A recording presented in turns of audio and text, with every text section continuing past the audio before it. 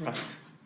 So as I was saying, given that x is a function of time, most of the time your phi would be 0, then this would be starting at t equal to 0, x will be equal to a, and it will execute an oscillatory motion where the position is given by a cosine curve. And you will find that if phi is 0, you can think of phi equal to 0 throughout. Then if x is a cosine curve, it turns out that the velocity is a minus sine curve. And a omega is the maximum value of the velocity. As I mentioned before, if you know what the sine function is, you know it varies from -1 to 1, what I say is straightforward, right? You know that the maximum value of v would be a omega, and the minimum value is minus a omega, and it oscillates between those two values. Likewise, the acceleration is minus a omega squared times by the same cosine function as x. And therefore, the maximum value of a is a omega squared. All right, the maximum value of the acceleration is the amplitude of the oscillation times by omega squared. Now, what is omega there? Omega is 2 pi times by f. Omega is what we call the angular frequency, as opposed to f, which is just the regular frequency. F is a number of cycles per second, number of oscillations per second. And the fact that omega is 2 pi times by f relates your frequency to an angular frequency. That is what the angle you rotate through. Okay? So frequency is 1 over the period, right? So that's what that quantity is. So you just have to be able to imagine that once you displace it to the side and you release it, this thing is going to oscillate back and forth. And I related to you that this is because the force is towards the equilibrium point, so it will be accelerated. And eventually, when it reaches the equilibrium point, there is no force, no acceleration, but it keeps moving because of inertia. Then you'll compress the spring and stops, then repeats motion in the opposite direction. So this is one cycle. One cycle. It gets back to the initial point. One cycle. Once it gets back to the initial point, you're back to exactly the same condition. Therefore, you repeat the cycle. You repeat the cycle. You repeat the cycle. So it's repetitive. It's periodic motion. All right? And in terms of energy flow, at this point, you have maximum potential energy. As the spring compresses, it releases the potential energy and gains kinetic energy until when you reach the equilibrium point, you have maximum kinetic energy and zero potential energy. Then you compress, decreasing your kinetic energy until when you're fully compressed, you have pure potential and zero kinetic. And then you repeat the energy exchange in the opposite direction, and then you repeat. Okay, so based on that, see if you can understand this pole question. You are given a mass on a spring in simple harmonic motion. It has amplitude capital A, so you displace it capital A, and it has period capital T. And they ask, at what point in the motion is V equal to 0 and A equal to 0 simultaneously? So what you're asking is, where in the motion is V equal to 0 and A equal to 0? So just imagine what that requires. If you think in terms of energy flow, you should be able to answer the question. Where is it along the motion where both the acceleration and the velocity are both 0? Or is this not possible? None of the above. So let me turn on the poll question now. And just imagine your motion. This is the equilibrium point. It's oscillating back and forth. This is A, this is minus A.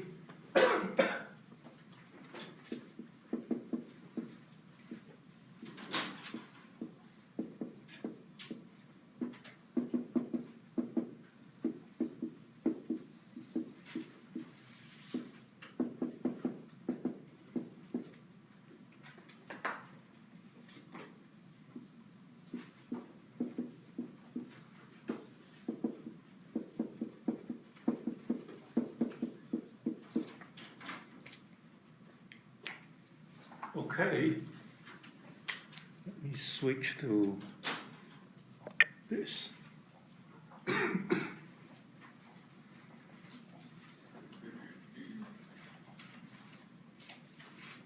If you can recognize what is happening in your gut, that is, if you think about what is happening physically, you should be able to answer this question.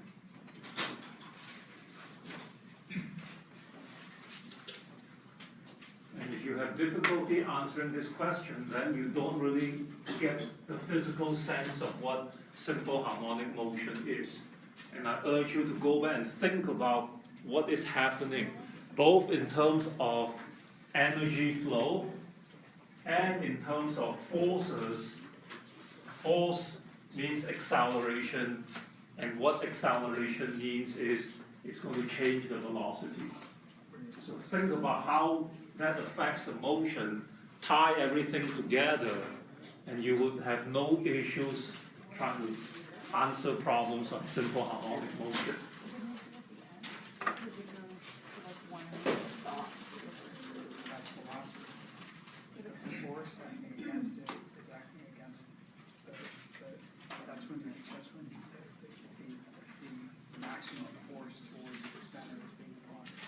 You know, kids nowadays, they don't like to talk to one another. So I think next class I teach, I'm going to get them to text one another. If the block is moving over, the forces against it are increasing until it balances the velocity out.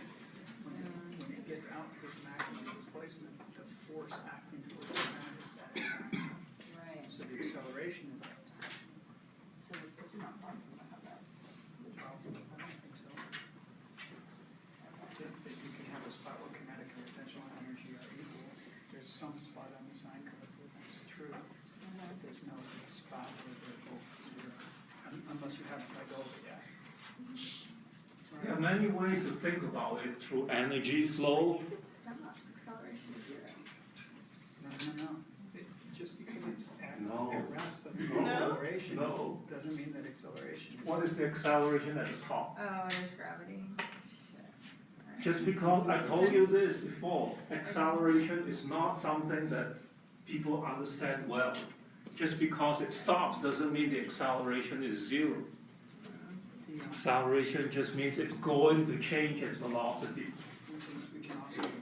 It's got nothing to do with the value of the velocity. If your displacement is a cosine curve, I have exactly the same comments Oh, yeah. so this is your motion. with my other So iPad. now your velocity is the derivative of the negative sine curve. So that starts like this. So as I said, you can look at it from energy flow, you can look at it in terms of forces and acceleration and velocity. And the last thing is, if you are very mathematical, you can look at these equations and answer the question, when is V equal to 0? So, And at those times, what are the values of A? but you can see that velocity and acceleration. In other words, do you know your sine and cosine curves? Here, There's never one. here, Right. this is zero here, but the velocity derivative factor with respect to t is Yeah. here and here, right? Yeah. Can you draw a sine curve? Ah, Yeah. okay. I can't help. What does a sine curve look like? In that way. Those picture. Draw it I out. have no idea what the hell a negative sine curve is. Oh, well, you know what a sine curve looks like, right? I mean, I If you know call that. this Well, time, cosine starts at 1, sine. if this is 0, what is the value of time here? They're exactly What's the that? same curve. No, the value of They're time. just They just displaced started. by- This is time. So 2 pi would be the argument, the angle. It's really tough. The value 2 pi would be Really tough. omega t. Yeah, I heard that. But I'm not asking for omega t, I'm asking for t. And you put a magic marker right there. And then you rolled the wheel forward. It would draw a sine curve. What is the value of time at this point?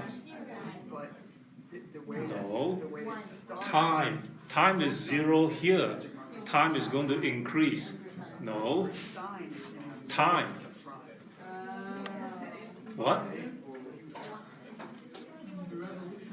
Well, it's really useful for figuring stuff out. What? That's right. What is the period? Cosine upward, because remember sine and No. cosine. The period is t. Find out all this good stuff. T is the time to repeat. Natural phenomena. Can you see it's going to repeat? Sine, cosine. So this is capital T. Boy, I'm going to put it on the exam to screw everyone up. It's it's worth Now, what about the cosine curve? those curves and like get a sense from where it doesn't have an edge. It makes sense. Can you see this is the cosine curve? Like with all of these functions, you get an idea. of This is the where they're zero and where they're at the maximum. sine curve. Now you look at those two curves and you ask, is there any one time where they are both equal to 0? When is cosine equal to 0? Here and here and here and so on and so forth. When is sine equal to 0? Here and here and here, and are they ever 0 at the same time? Have the advantage. I should stop this now. If you- Now, if you look at it in energy flow, all right, you say velocity and acceleration. Now, you have to make the connection, and we will do it again later on. Remember that A, by Newton's second law, ma is equal to what? Net force, which in this case is exerted by what? What is the force exerted on the spring? I mean, on the mass. What is exerting that force? The spring. So what is the spring force? Negative. Yeah, we put it negative because they're all oppositely directed to the displacement. So what you find is that A actually is the same as X, other than some constants. Just like this, look, A is a cosine, just like X is a cosine. So when I say this is the cosine curve, what does it represent? It can represent either X or A. It really makes no difference. Okay, so if you look at it in terms of A is like X. Now, if it is like X and you look at energy flow, what is the kinetic energy given by?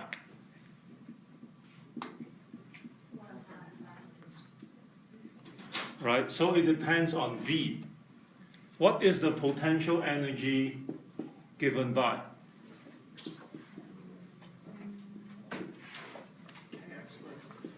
For the spring, it's 1/2 kx squared. So basically, we are asking, when can they be both simultaneously equal to 0? It's like asking the question, when can u and x be equal to 0 simultaneously? Now you know in the motion, it stops when it is fully extended, when x is large, or when it's fully compressed, when x is also large. And x equal to 0 at the equilibrium point. That's where you've got no potential energy, but that's when it's moving the fastest. Because As long as you pull it away from equilibrium, it will accelerate, accelerate, accelerate, because there's always a force pulling on it. Acceleration means changing its velocity. It keeps increasing its velocity until it reaches the equilibrium point. That's why I say there are a lot of things, lots of ways you can think about it. You have to pick one and really understand it, because that really helps you solve all these simple harmonic motion problems. Now, there are only two topics that are somewhat different today. All right. The first one has to do with period. We talk about spring mass system oscillating. We say that the time, if you pull it to A and you release it, it's going to accelerate, decelerate, accelerate, decelerate, and stops at the initial point. That the time it takes is one period, capital T. Then it's going to repeat. It's going to repeat. It's going to repeat. If you know your cosine curve, you know that the time it takes to reach x equal to 0, this is what? In terms of degrees, what is this? What degree is this? 90 degrees or pi over 2 radians. Okay?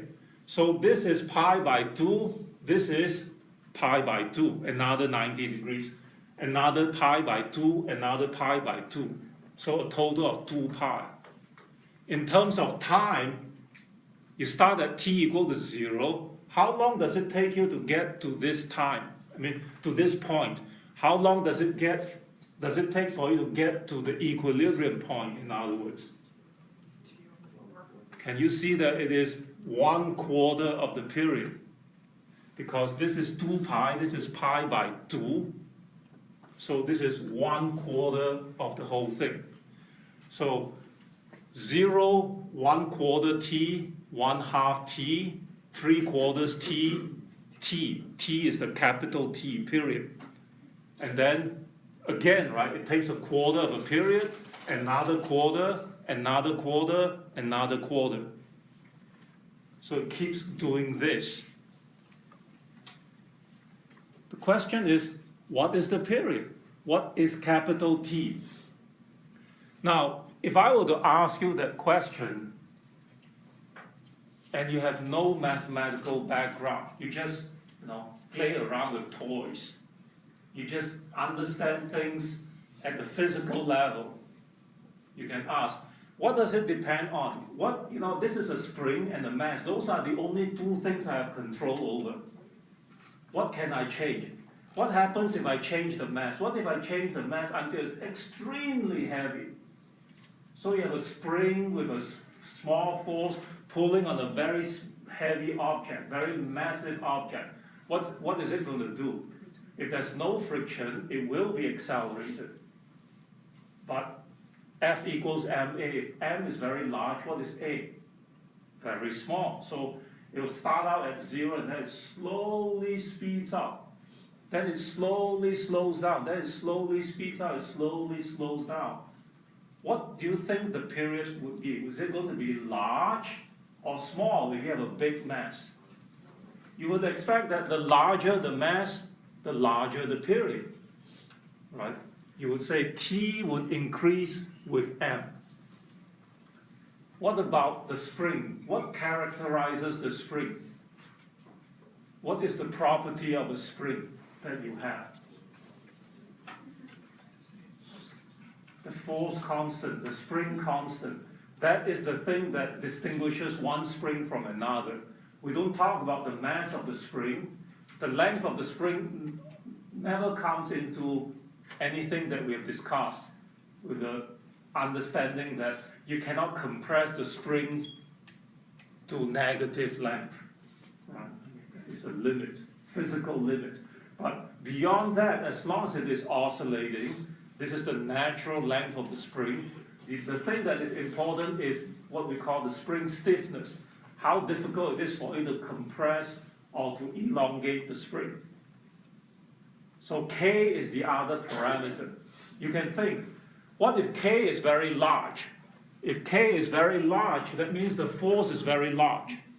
That means for a given mass, if I have a very stiff spring, very large k, when I pull the mass, it's going to accelerate very quickly. It's going to slow down very quickly. So big mass is going to do this. Stiff spring, very large k is going to do this for the same mass. Okay? So what we expect is that the larger k is, the smaller the period. The faster it will complete one oscillation. So the smaller the period, less time, right? So based on that, you would say that, oh, the period, it will be large if the mass is large, and it will be small, fast, very quick, right? When k is small.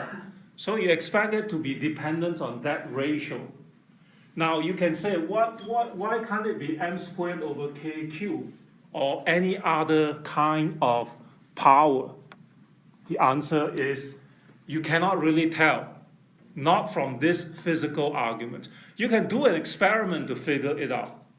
You can always do experiments to answer any question on nature. But if you know something about dimensions, and you know the dimensions of k is newtons per meter, and you know the dimensions of mass, this would be kilogram. And if you ask, what does kilogram divided by newtons per meter give you? You go work it out. Newton is kilogram meters per second squared. So you have kilograms divided by kilogram meters over second squared divided by m, right? So times by 1 over m. So the answer is second squared. So you say, this quantity has units of second squared. So if I want time, what do I have to do? Take the square root of it. So all I can tell you at this stage is the period is proportional to that. What that proportionality constant is something you cannot figure out. Now, in terms of calculus, this is a very simple problem to solve. And if you know that, you can solve for what the period is very quickly. It is 2 pi.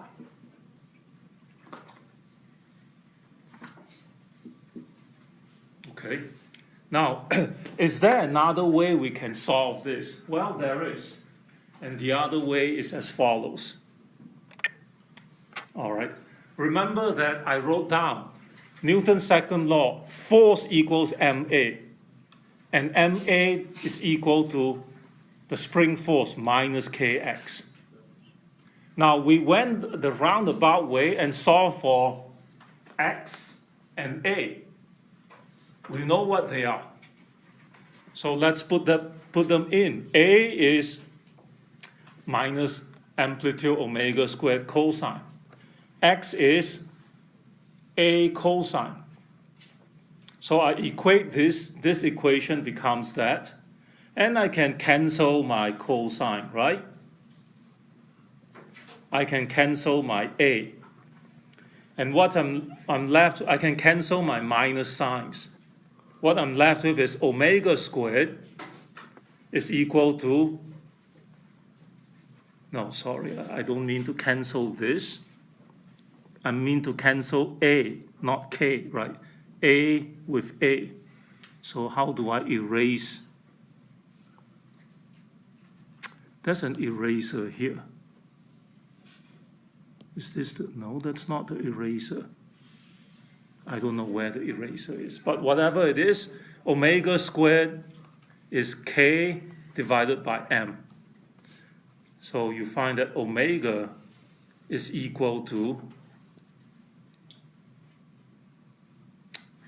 square root of k over m. Now, omega is 2 pi f, or 2 pi over t. So T is 2 pi over omega.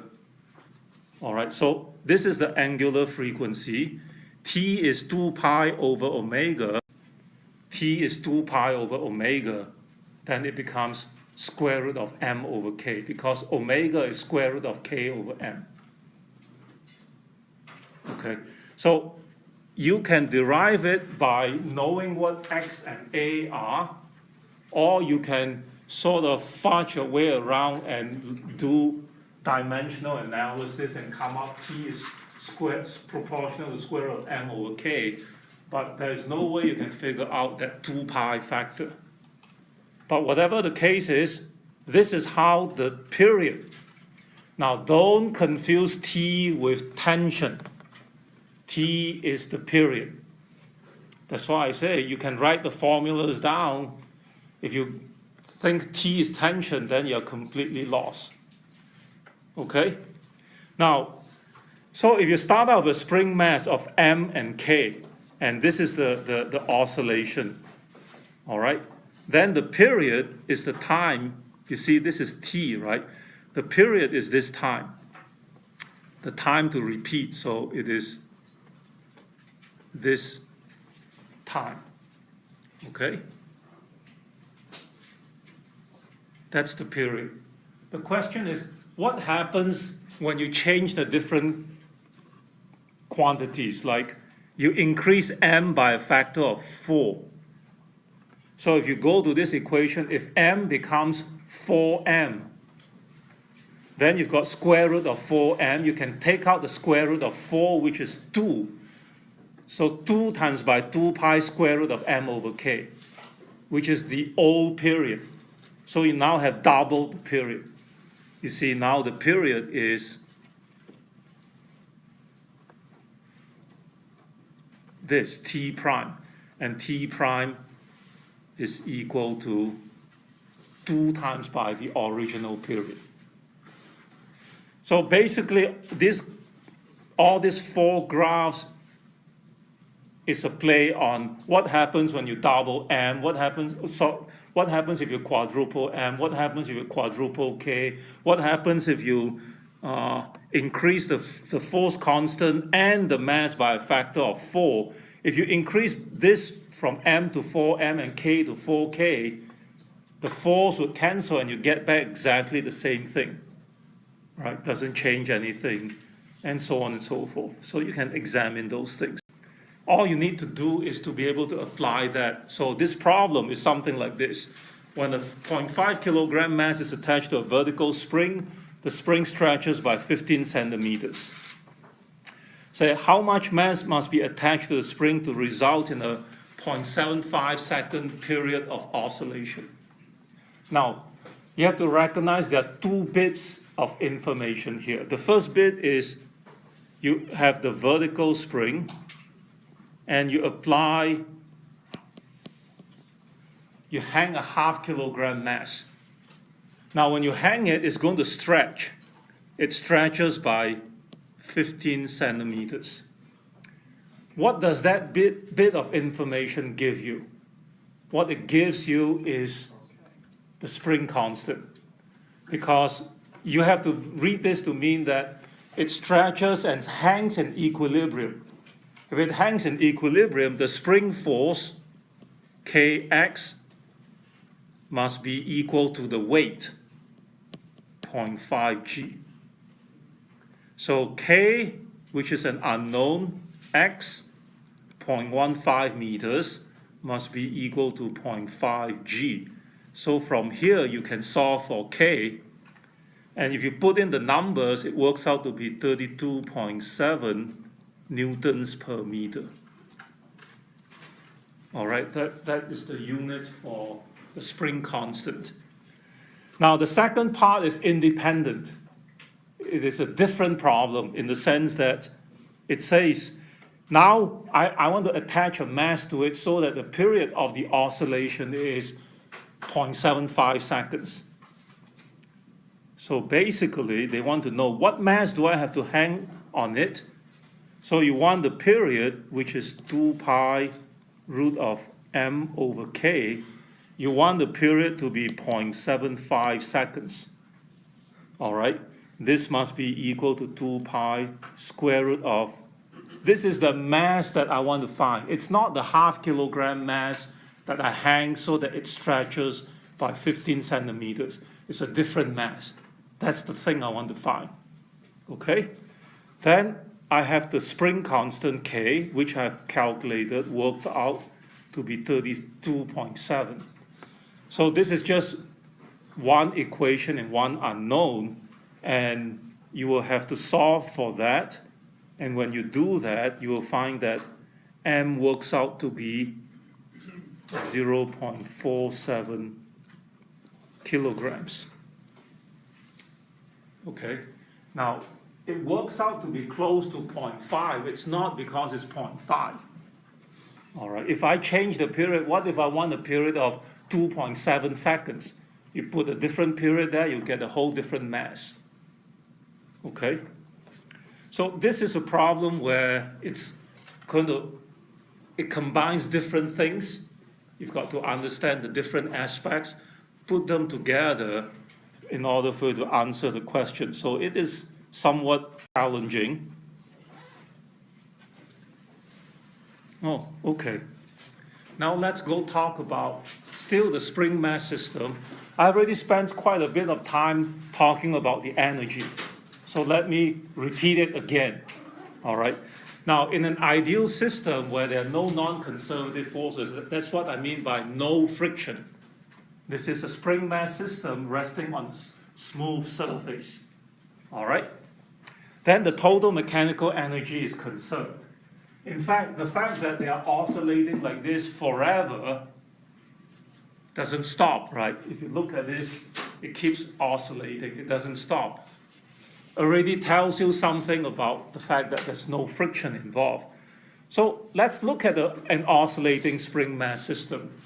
The total mechanical energy would be the kinetic energy plus the potential energy. Usual thing, kinetic is 1/2 mv squared. The potential energy is the spring potential energy, 1/2 kx squared. Now, I can ask you, if I look at the potential energy, what is the maximum potential energy? You say, well, it depends on how far I stretch it. Well, what is the maximum then? It would be when I stretch it the maximum. That's what I call the amplitude, the maximum amount of displacement from equilibrium. Therefore, the maximum potential energy is 1/2 Ka squared. I can just write it down. All right. Now, you can also see that because you know potential energy is 1/2 Kx squared, right?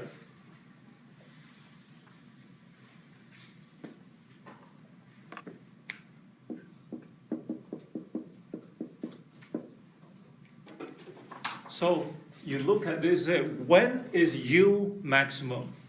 When X is maximum. This is for those who are mathematically inclined. You look at X. When is X maximum, or what is the maximum value of X? A. So I can just put down here, U max is 1/2 Ka squared. The other thing is you are physical, you're the touchy-feely kind, you play around with toys.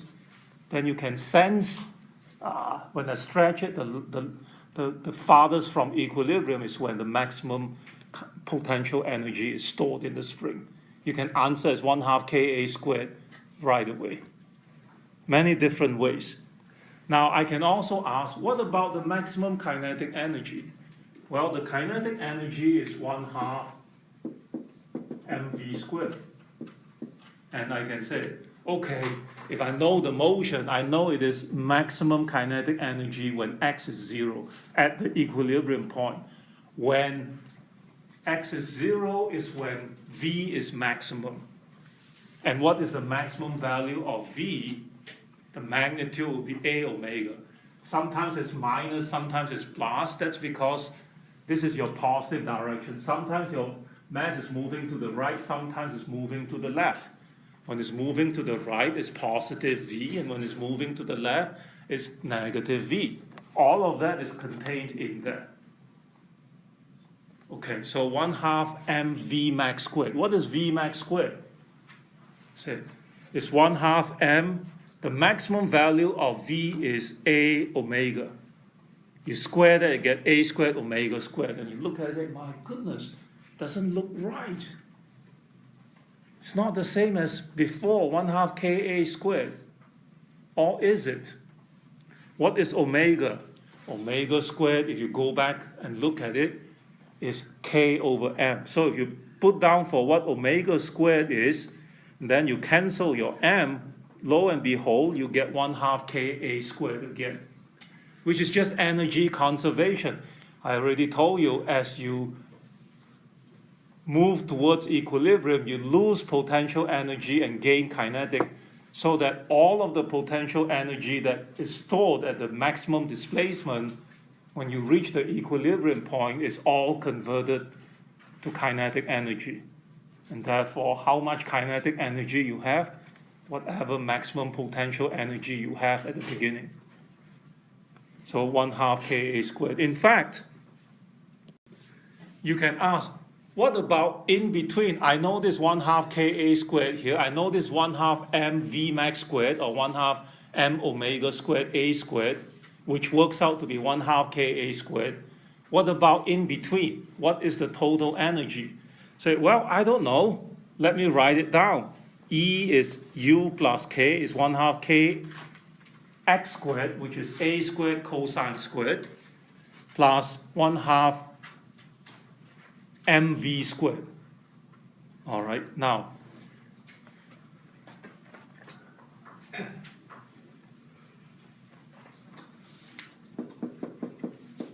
v squared is a squared omega squared sine squared of omega t. And omega squared is k over m. So this is 1/2. I can cancel my m. Ka squared sine squared omega t. All right, that's how they write this as 1/2 ka squared sine squared omega t.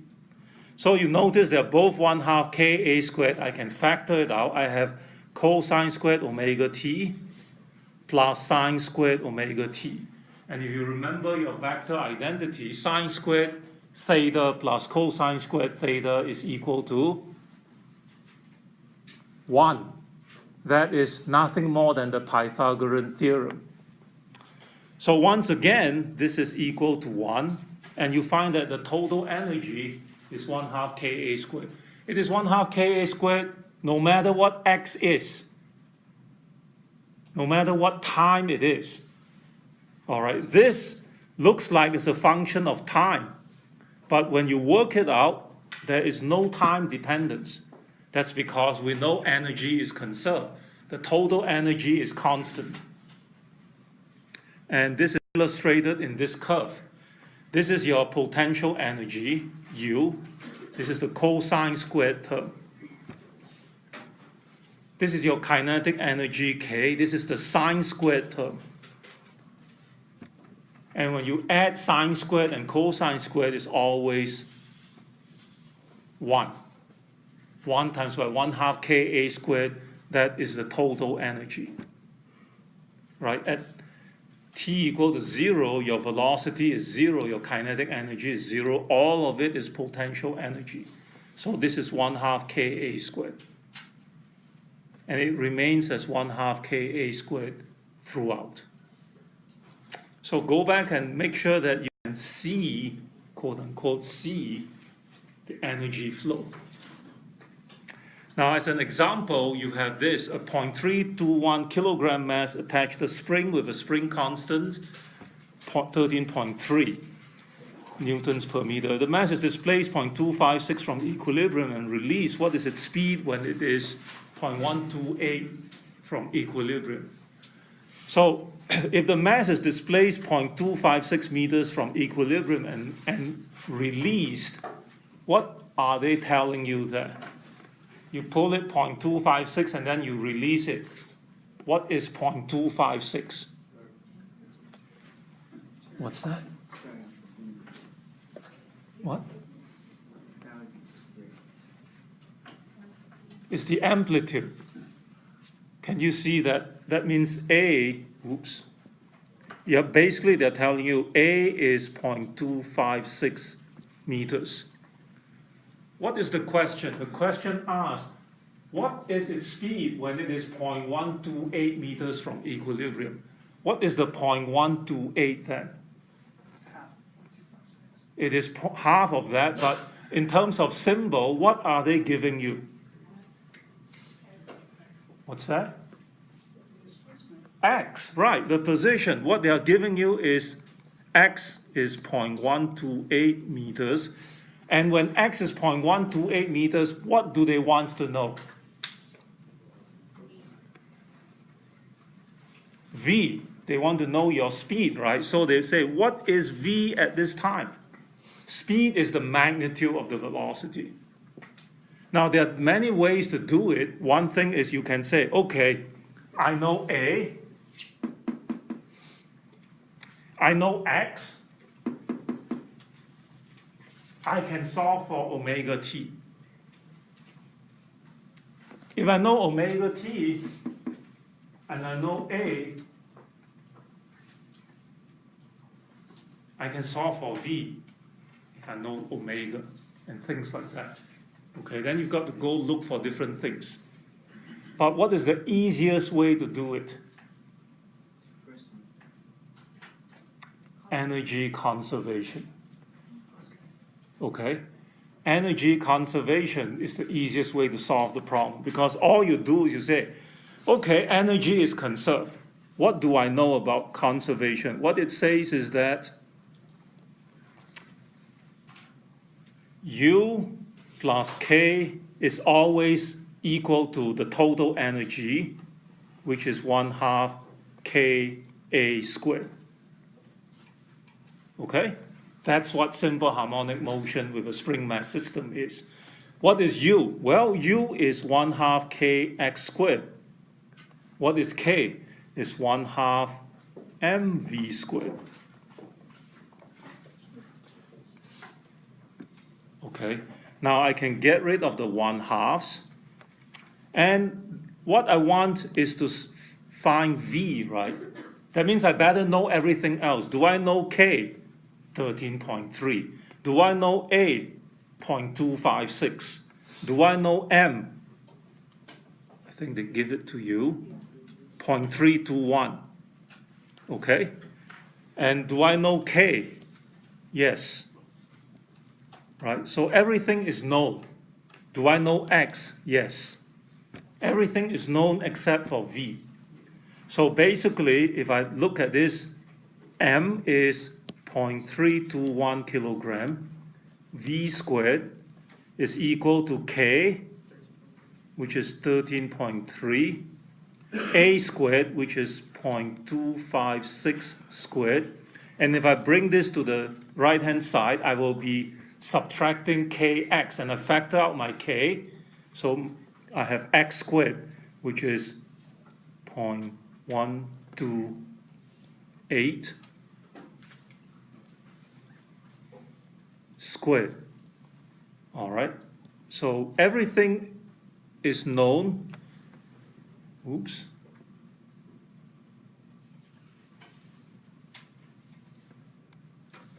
So everything is known except for V. All right, you'll get V squared is some number, and you run to your calculator and you work out what V is. You take the square root of that number. Now, when you take the square root, you will get plus or minus. That just physically corresponds to, when it is 0.256 and when it is 0.128, they don't tell you when it is at 0.128. They just tell you it is at 0.128. So you see, this is 0.128. You can get to 0.128 this way, moving to the left, or this way, moving to the right. That's why you have both plus and minus velocities. But they're not asking you for what the velocity is, they're asking for what the speed is. So they just need the magnitude. Okay? This answer. So if you can see the energy flow, that problem is very simple. If you try to use these equations, it will be quite a little bit more involved. Yeah. So when you were plugging back the numbers in, why didn't you apply kx squared to the left side? I did. I brought it over to the right-hand side, which is why I have minus kx squared, and I factor out the k, so I have a squared minus x squared. It's just algebra. See, what I really want you to concentrate on is the physics, right? If you think about the physics and you can write down that equation, you should have the confidence to solve the math. I don't need for you to solve it in 5 seconds like I do. I just need you to be able to solve it. And what happens if you can't solve it in an exam? It's fine, it's 9%. Don't worry about it. That's right. Don't worry about it. I don't want math to be the handicap. Yeah. So anytime it's a frictionless surface, we can use that equation? Yes. And you will not do friction, because as I show you, friction is a lot more complicated. Okay. Go back and do this. I'll just walk you through the thinking process, right? Okay. You have a 0.505 kilogram block. It slides on a frictionless horizontal surface. So you think of this frictionless horizontal surface. It is moving with some speed, and the block encounters an unstretched spring and compresses it. So it's going to move against the spring and compresses it. So what would happen to the block as it compresses the spring? It slows down until eventually comes to rest. How far do you move when you come to rest? 23.2 centimeters. Okay? So basically now, instead of stretching the spring, this problem tells you you compress the spring. So when you come to rest, it stops. So 23.2 centimeters, what are they giving you there? Amplitude. Okay, you now know capital A. And they ask you, what is the spring constant of the spring? If you use energy conservation, you know that all of the kinetic energy you have at this stage, 1/2 mv squared, must be converted to pure spring potential energy when it stops compressing the spring. So that's 1/2 k a squared.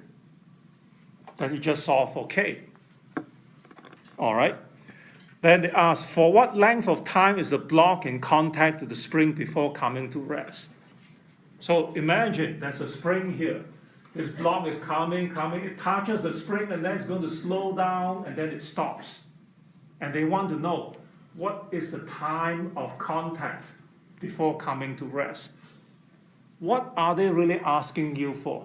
Acceleration. What's that? Acceleration. No, they're asking for time, No. right? What time? What length of time?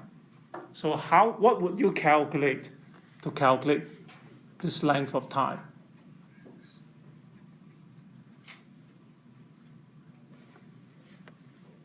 What kind of motion results? You contact the spring. Now it's a spring mass system, right? It is moving. So how much time would it take to go from the equilibrium point to the fully compressed point? 1/4 what? 1/4 the period. All you have to do is to calculate the period, which is 2 pi square root of m over k. You know m, you calculate k in the first stage, then you can calculate the period. But the period is this, and if the mass is attached, it would execute simple harmonic motion. In this real problem, it's going to go 1/4 of a period, then it's going to accelerate the other way 1/4 of a period. Then what happens? Because the mass is not attached to the spring, it's just going to coast at the speed. In fact, from energy conservation, I know it's going to move to the left at 1.18 meters per second. And then it's going to keep going away from the spring. Now, if somehow it collides with the spring and there's glue and is glued to the spring so that it compresses the spring, then after that it will be doing this. Yeah, it will be a spring mass system. Anyway, so things that you can think about. All right, this is the last topic you'll be held responsible for. This is the simple pendulum. Now, when you take your 100A lab, I know you've done this many, many times. The question is, what happens if you attach some object, a blob, a mass, and you hang it by a massless rod or a string or a rope or whatever, and if you just hang it, it's just going to sit there. What happens if you displace from its equilibrium point? You can see it starts oscillating. Now the question is, this is periodic motion, but not all periodic motion are simple harmonic motion. The question is, what kind of motion is this? That's what we want to investigate. Okay? Now it turns out, you can look at this, right? When you pull it, and just like the spring mass system, this thing is going to oscillate back and forth. It traces out a curve that looks like a sine cosine curve. So you suspect it is probably simple harmonic. Now this is what we call the simple pendulum. The simple pendulum is when it swings this way. We're not talking about this motion. This is called a conical pendulum. That's much different. But for a simple pendulum, we have to investigate what kind of motion it is. So I'm doing it a little different than your book as a way to review what you did in the previous 2 chapters when we talk about rotational motion and torques and things like that. So this is like a review for your exam, right? So the thing is this. I'm going to displace this from equilibrium, and I know it's going to move. It's going to, oscillate. There will be acceleration. The question is, how would I analyze the motion? What you would learn is, well, if I want to study motion, I always run back to Newton's laws of motion. And in this case, it's an oscillation. It's a rotation, right? It's not running wild. It's rotating. What is it rotating about? The axis at the very top where the string is suspended. So this point, you are rotating about this point. So what do we know? How do we solve rotational problem? We apply Newton's second law. Newton's second law in rotational form is, instead of F, what do you have? Torque. Instead of M, what do you have? Moment of inertia. Instead of acceleration, what do you have? Angular acceleration. All right, so I'm going to apply this equation. Since it's rotating about this point, let me take torque about this point.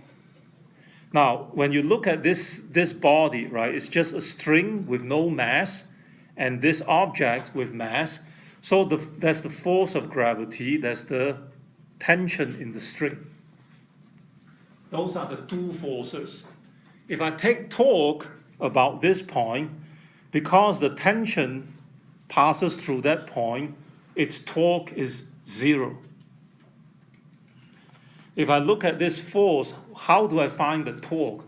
The answer is the magnitude of the torque is the magnitude of the force, which is mg, times by the radius vector, which in this case is the length of the string, L, times by the sine of the angle between those 2 lines, right? The force and the radius vector. So the angle between them is theta. Now some may say, but isn't it 180 minus theta? The answer is, yes, that's actually the correct angle to use. But sine of 180 minus theta is the same as sine of theta. Now, the other way you find torque is to say, is the force, mg, times by the moment arm. The moment arm is the perpendicular distance between the line of force, which is this line, and the axis. This line and this axis, that's the vertical distance, the perpendicular distance. If this is L, what is this distance? This is theta, opposite is sine. So that is L sine theta. So it's mg times by L sine theta. Yet another way to think about the torque is to say, I look at this force, which is how your book looks at it. You can resolve it into this force, this component, and this component. This component, this is theta, opposite is sine, so this mg sine theta. And you know that only the tangential component contributes to the torque. So it's mg sine theta times by the radius factor, the radius. So it's mg sine theta times by L. No matter what it is, you always get mg L sine theta. That's the torque. The question is, what is the torque? If I increase theta, the torque wants to bring it back. It's a restoring force. Just like the spring, when you move it to the far away from equilibrium, it wants to bring it back to equilibrium. We write that as minus kx. So really, strictly speaking, we have to write this as minus mgl sine theta. That's the torque. This must be equal to I bring the minus sign to the right-hand side in this equation. Now, that's the moment of inertia. That's the first thing we encounter, a single point moving in a circle, its moment of inertia is mr squared, where r is the radius of the circular motion, so it's ml squared. So I get mgl sine theta equal minus ml squared alpha. And if you cancel the m's and whatnot, you'll find that alpha is minus g over L times by sine theta. Now, this is a very difficult problem to solve. In fact, there is no solution. So strictly speaking, this is not simple harmonic motion. We can't really solve this exactly. However, it turns out that if you examine the sine curve, this is a very, very important curve. This is what your sine curve looks like. And if you draw the curve y equal to theta, you get that straight line curve. And you see that for a large part of the, well, not a large part, for a little bit of the value of theta, in other words, for small values of theta, sine theta and theta are very close to one another. Now, theta here is radians, okay? You cannot use degrees. If I took over the world, I'm going to ban degrees from ever being mentioned, because it only confuses students after a while. So what that means is, if I deal with small angles, angles that are small like this, instead of sine theta, I can, to a very good approximation, write that as theta. Okay? So my equation of, if you ask what is small, if you look at this curve, it is maybe up to pi by 8, which is about 22 degrees. So it's not very limiting. A few degrees, 10 degrees, very good approximation. Okay, what does this approximation give us? Remember, we say that alpha was minus g over L sine theta. Now I'm going to replace sine theta by theta, and I get this equation. Now, what can we do with this equation?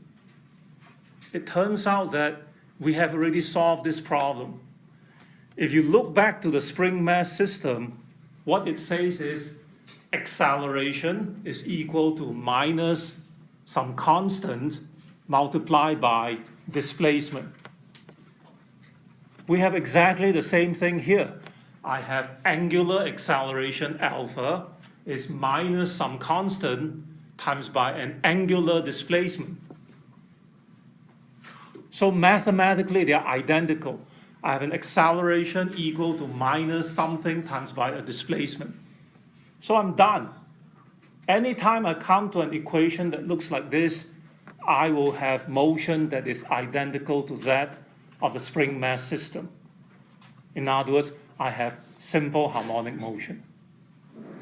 In this case, it's approximate simple harmonic motion, not exact. So I look at these two, I can make an analogy, right? Instead of K, I have G. Instead of M, I have L. So if I know the motion, I can say, well, theta is equal to theta naught, some amplitude, which is the maximum displacement, the maximum angle, times by cosine omega t. And so on and so forth, for the velocity of the pendulum, for the acceleration of the pendulum. The question is, what is omega? Well, for the spring mass system, we know that the period is 2 pi root of m over k. So I look at this, say m is L, so I have 2 pi root of L. What is k? G. So I have this, 2 pi root of L over G. Now, according to this, once I know T, right, I know omega. Okay? So, according to this, what does the period depend on? G, which you cannot change, unless you go to the moon or you go to Mars or you go to the top of Mount Everest, there are slight variations. But at a single point on the surface of the Earth, G is a constant. So how can you change the period? You look at that, how do you change the period? You change the length of the string. If it is very long, what happens if the string is very long? The period is very large. If I shorten the string, it becomes shorter, right? The period decreases. So, does it depend on the amplitude? The answer is no. Because as long as the approximation sine theta is equal to theta is valid, it doesn't depend on amplitude. Just like the spring mass system, square root of m over a, if you displace it slightly, it oscillates like that. If you displace it a lot, it oscillates like that. But the time it takes to complete one revolution, one oscillation, is exactly the same. Doesn't matter what the amplitude is. Just like this. Okay? You can start your stopwatch. If I do this, this is a small amplitude. Or I displace it farther, larger amplitude. If you use your stopwatch and find the period, as I know you've done in your lab, it is the same. Also, it doesn't depend on the mass. There's no mass in here. So I hope you agree the ping pong ball is a lot lighter than this. So I'll show you. I hope air friction is not a lot. You see, they oscillate together. The period doesn't depend on the mass. But if I change the length of the string, I make it a lot shorter. Smaller L means what? Smaller period. Smaller period means it's going to take less time, right? It's going to oscillate faster. So, this is not.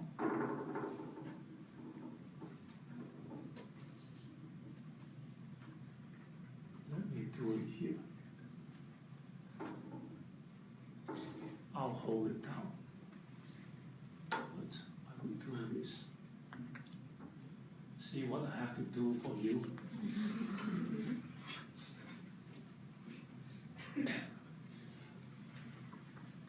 I'll make it really short so you can see the dramatic difference. Okay, I displace it. Can you see this one is much faster than the other one? And you can do measurements and prove this equation like I know you've done in your lab. Okay, so this tells you something about this approximation been quite good. Now, the physical pendulum is like, this is called a simple pendulum because all of the mass is concentrated here. What is a physical pendulum? Everything else. I can take this, pin it about here and let it oscillate. I can string you up, hang you by your hair, and move you to the side and you oscillate. Okay? Because your mass is not a single point, right? You have mass all over. So you're not a simple pendulum. But what did we learn about an extended body, a potato? What characterizes, where is its mass? I say that for practically all purposes, you can think of all of its mass being concentrated where? At its center of mass. So that's what this is all about. If you have a bowling ball, the center of mass is right in the center.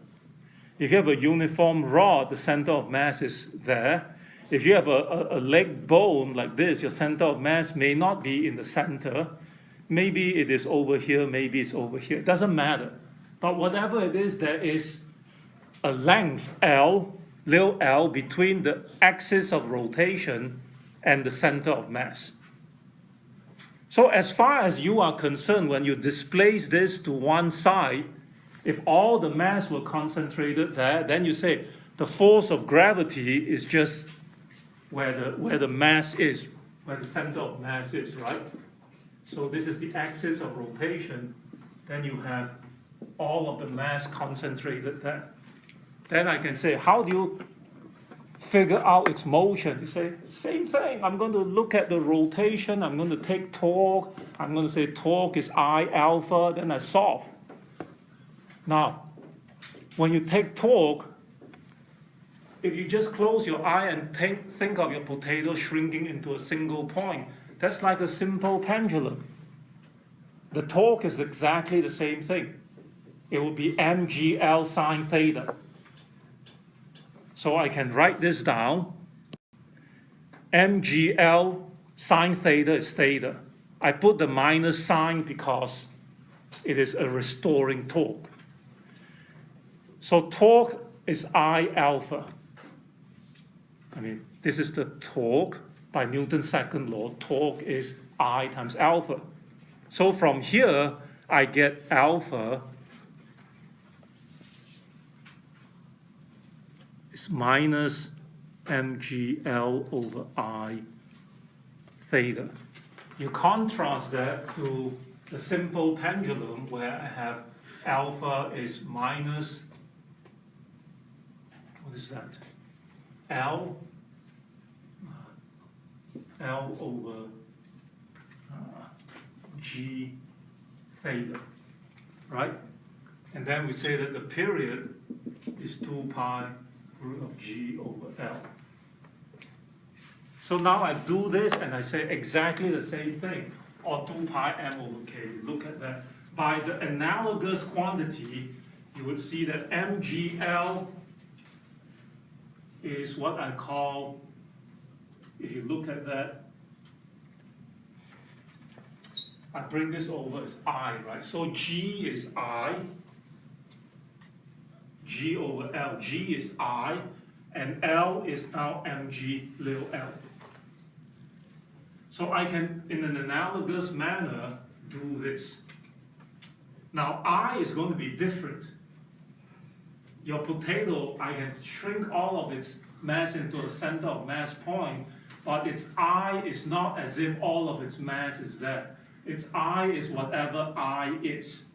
If I have a ruler, when I suspend it at the tip, I is one third mass of the ruler times by the length of the ruler squared.